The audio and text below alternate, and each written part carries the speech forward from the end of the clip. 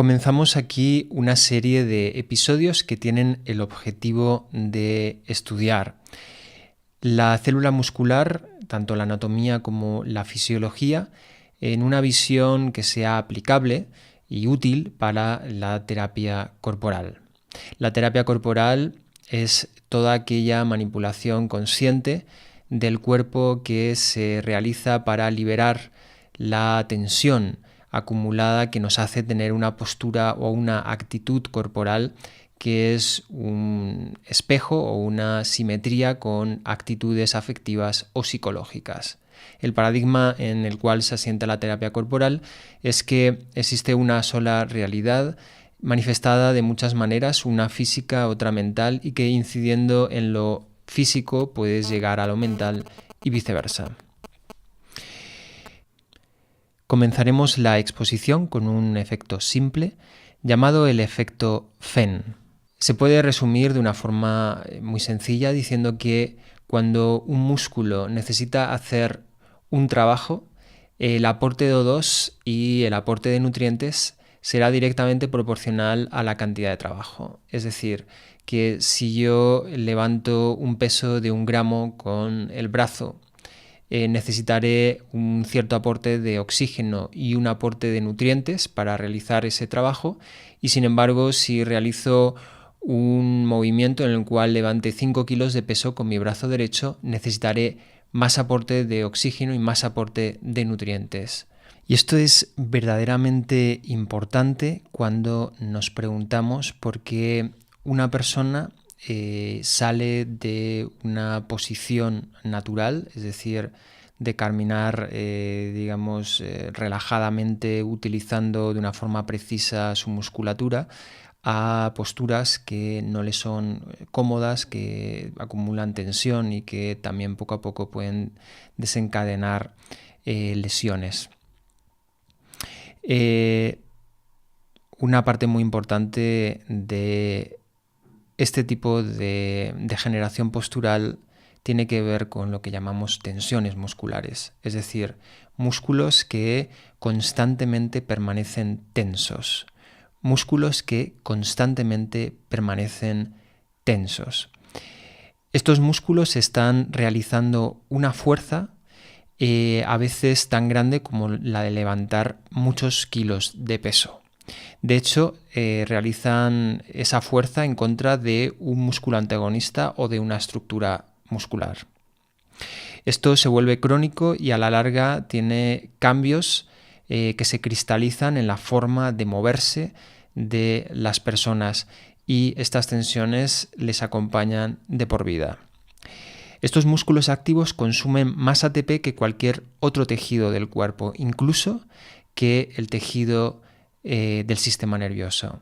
Muchas veces pensamos que es el cerebro quien más energía consume, pero sin embargo una persona, cuando está realizando un ejercicio físico intenso, sus músculos son los que más ATP, es decir, ATP es adenosín-trifosfato, una moneda, digamos, de energía, puesto que en ese último enlace, sobre todo, entre el adenosín-difosfato y el grupo fosfato, es como una forma de almacenar energía que luego se puede utilizar para otras funciones fisiológicas.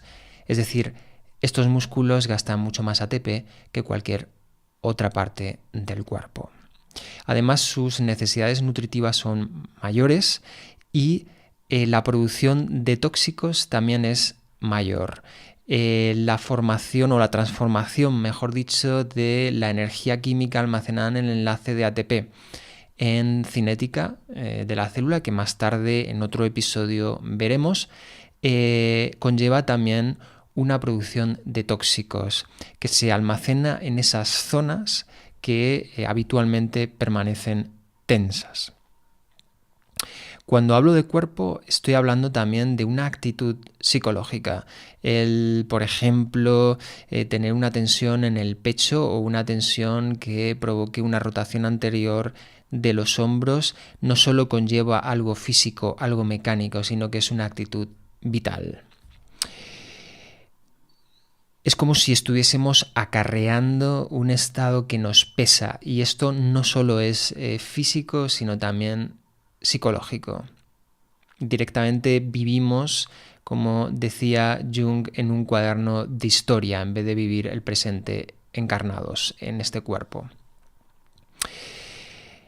Cuando hay una tensión grande en un sitio del cuerpo, también se produce en ese mismo sitio una reducción de la circulación sanguínea, porque hay una constricción de los vasos que irrigan la zona.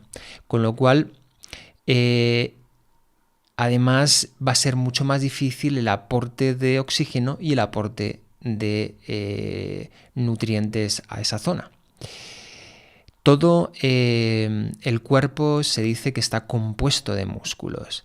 Hay una teoría de Juhan que escribió un libro llamado The Job's Body, un libro maravilloso de anatomía aplicado a terapia corporal, del cual he sacado muchas ideas que vais a ver expuestas en esta exposición.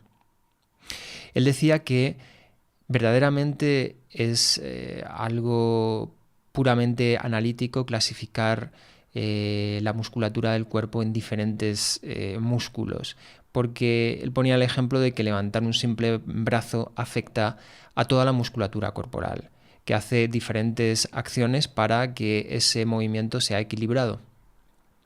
Entonces, él propone que en terapia corporal, aunque hablemos de ciertas zonas del cuerpo y hablemos de ciertos músculos, para facilitarnos la forma de expresión, tengamos siempre en cuenta de que todos los músculos componen un solo músculo. Es decir, que una acción en un músculo va a afectar a todo el sistema musculoesquelético. Por lo tanto, él hablaba de la teoría de un solo músculo. Estamos compuestos de un solo músculo con muchas fibras que están interconectadas unas con otras. Por lo tanto, una tensión en una parte del cuerpo va a provocar una serie de tensiones, una serie de adaptaciones por otras partes del cuerpo. Incluso puede llegar directamente vía fascial, es decir, a través del tejido conectivo o conjuntivo, hasta los propios órganos. Muchos de los órganos también tienen tejido muscular, y también se pueden decir que están totalmente interconectados con tensiones más periféricas que podríamos incluso palpar con los dedos. Se produce pues un círculo vicioso.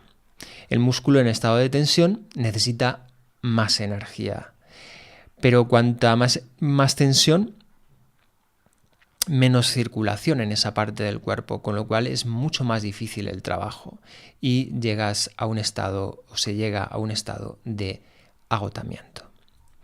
Entonces, vemos aquí la importancia de la visión de la tensión, ya no solo como algo que puede llegar a doler, sino como algo que constantemente está acarreando un déficit de energía.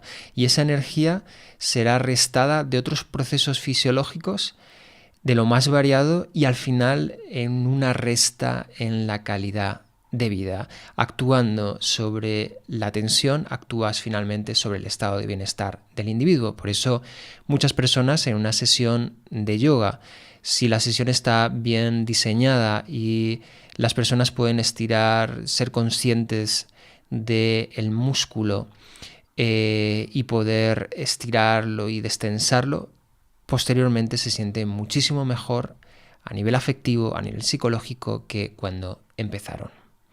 En los siguientes tutoriales vamos a ver muchas más cosas acerca de este fenómeno a nivel celular, y de esa manera tendremos una idea mucho más detallada de el músculo y de cómo actuar sobre el músculo para conseguir una liberación de la tensión.